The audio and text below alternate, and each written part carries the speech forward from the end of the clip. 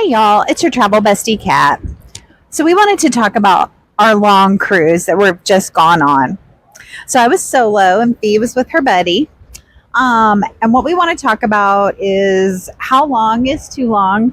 What's the perfect cruise? What we love? What we think we would love and didn't? All the fun. So we were on the 16-night Panama Canal crossing. What was your favorite part so far, Fee? The Panama crossing, the actual crossing through the Panama Canal. That was pretty awesome. Yeah, that is a once in a lifetime bucket list situation. So whatever boat you choose to do that on, and we think Virgin's the one for us, but you may choose Celebrity or Viking or something else, and that's cool. Just make sure you do have a balcony. That is so important. Yes, I don't think I could have done this if I was in an inside room. No, I think it's going to be just like if you go to Alaska, you need a balcony. Well, I mean, I liked how cute your room was with the Yeah, and I have a window. Yeah, and you have a window. But on such a long cruise where you can get, like for me, I get overstimulated, so I need my alone time, like literally alone from the world. That means she's going to leave her man and go out on the balcony. I couldn't do that, but I was alone in my little solo with the window. But I do think you need a balcony for this, or a friend with a balcony, which is what I did. So, I went out there. So that was your favorite part, was crossing. I think that was also one of my favorite parts. And the other favorite part for me was Cartagena. I had just built it up so much in my head, and it was everything I thought it would be. And I had a great time, and I would go back. Oh, I mean, I think all the ports we stopped at, I would go back. I think the only problem with that is you'd literally get a half a day if you're lucky. And I'm not a half a day visit a place kind of person because I'm pokey. Yeah, and some of them were really short. And obviously, this was a first time for Virgin going to any of the ports that we've been to. So they not everything went perfectly, but I mean, I feel like that's to be expected anytime you're the first at something. Like, it's not going to be perfect the first time. Right. And the thing is, I think that it's going to be, I mean, they're going to clean up the excursions, but the time that you have in each port is going to be the time you have in each port. Yeah, that may not change. Right. But that's kind of, for me, that was one of the hard things because that's not how I usually travel. That's fair. Mm-hmm. But I feel like when you're on a cruise, that's your perfect way to, you're trying someplace out to see if you'd want to go back. Right. Like, I would definitely go back to Panama. Like, that is going to be, that's going to be on the list of things to do where, we get our car and we'll go hang out or get an Airbnb and do that for like a week or so. I would definitely go back to Guatemala. They have 37 volcanoes there, and I only saw one. So I feel like I need to go back. There you go. I know. So, and I think that's it, because these are places that we've never been before.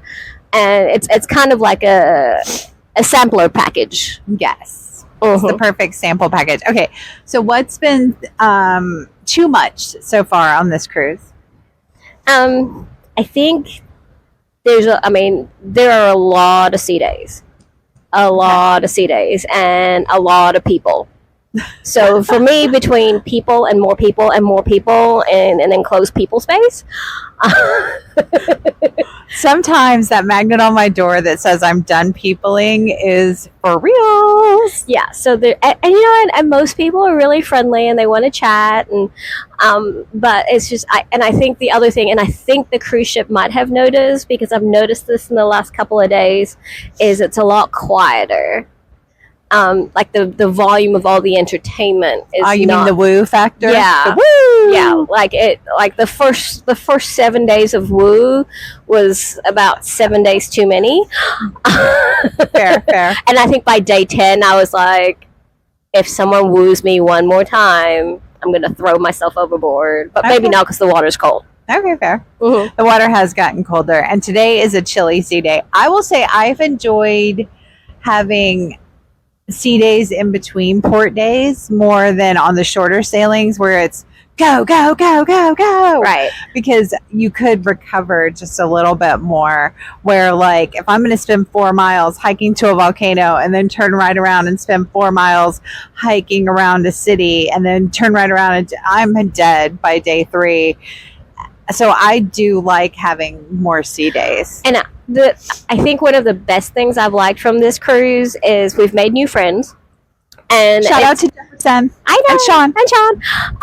But it's not like we just made friends and we'll exchange Facebooks and I won't see you for another 50 years, but because we're literally stuck on a floating boat for 16 days. Oh, no. Jefferson and Sean are stuck with us. Oh, I know. He's going to watch this and start crying. But we're going to show up at their house. Right. So we would do that with other people we meet. But now this is really like you actually build a friendship because you're literally on a boat with somebody 24/7 for 2.5 weeks. Yep.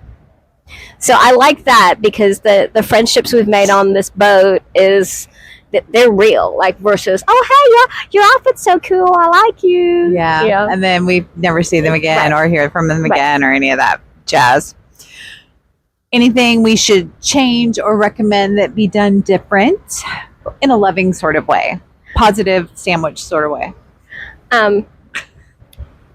I would say, and this is a me thing, and if anybody knows me, I did notice that some people needed to use the shower or the laundry by about day 10. Okay, yeah. I just want to toss in there, that on all the cruise ships, from Disney to Celebrity to Royal to Carnival even, like, Virgin has the least expensive laundry package out there, so please feel free to use it. Well, and not just that. And if you have sailed with Virgin before, like we have, we are at the state where we get a bag of laundry, and it's a huge bag. Like even if you weren't getting it for free, it's the biggest laundry bag I have ever seen. I could fit in it, and so could Fiona. That's how big it is. Exactly, and I could fit in it very comfortably, and you can carry me and throw me overboard, and it'll still be fine.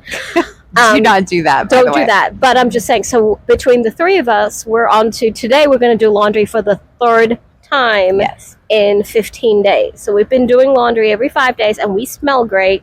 And because, because we've been going to the gym, we've been sweating. To have clean clothes. Okay, that's where we're at.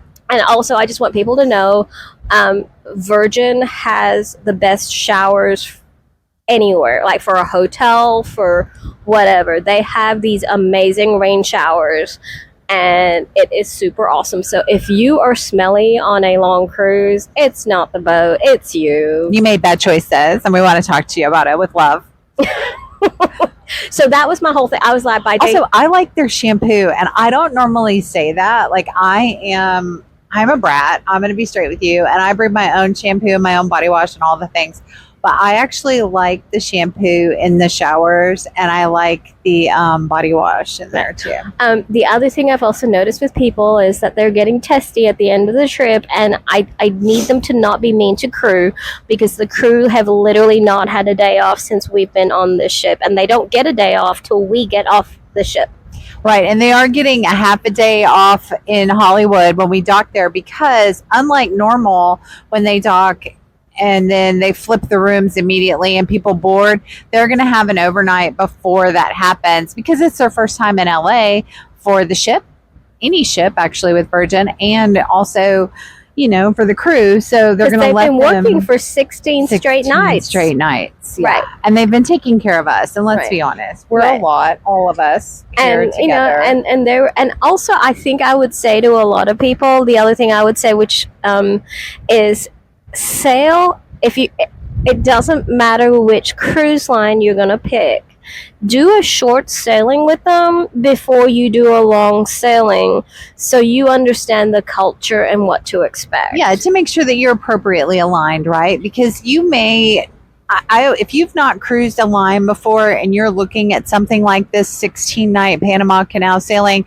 as your travel bestie and your travel agent, I'm going to strongly encourage you to do a 3-night on that line, somewhere simple like Key West, Nassau, Bimini, something short where you get the feel for that cruise line. Sample it before you take the full course, 15, 16-day course situation. Because even if it's not the same boat that you're going to be on, they hire the same way. Because the same people are hiring for all their fleet, just like for Virgin versus Celebrity versus Royal versus Carnival versus Margaritaville. Don't go on that one, please. I can't hold your hand through that. But I'm just saying, like, if you've never been here and you don't know the culture and you don't know how things are done and how you get service the best way to serve you, this is not the thing to do for 16 days, because you might not be happy for 16 days. This isn't a go big or go home moment, because I'm going to tell you, even when we were on a sailing on Resilient Lady in the Mediterranean, on day 3 of an 8-night, I heard a lady downstairs at Sailor Services talking about how she wasn't having fun and she wanted to get off.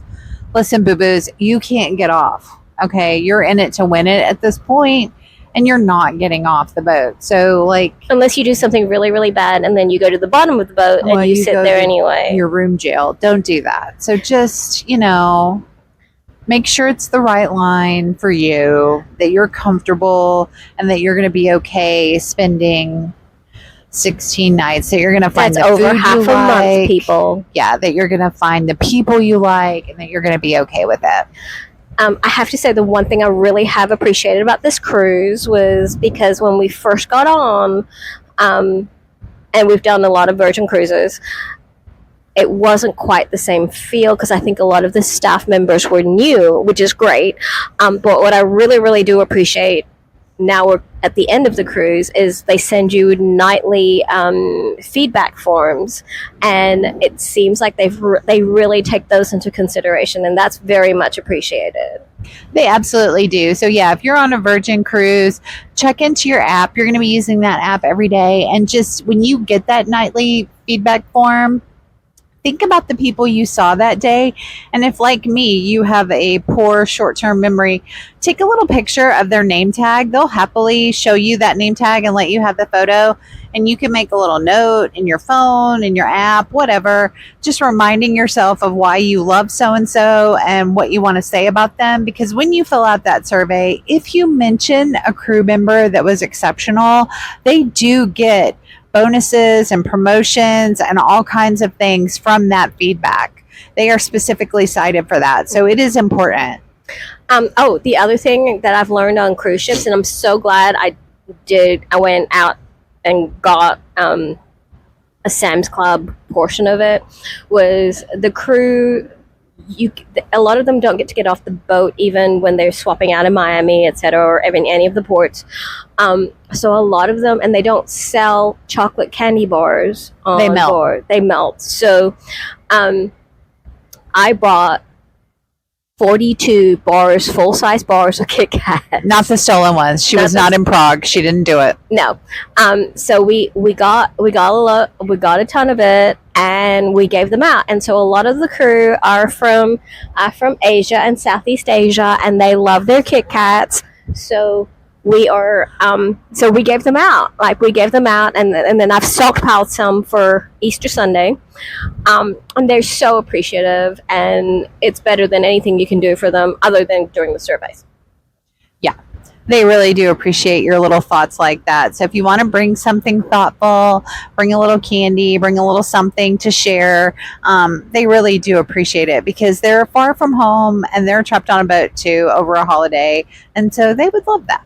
Mm-hmm. But don't give them something consumable. I've always believed in something consumable, because if you give them statues from your house or whatever, they are in crew quarters. They don't have a lot of space. Correct.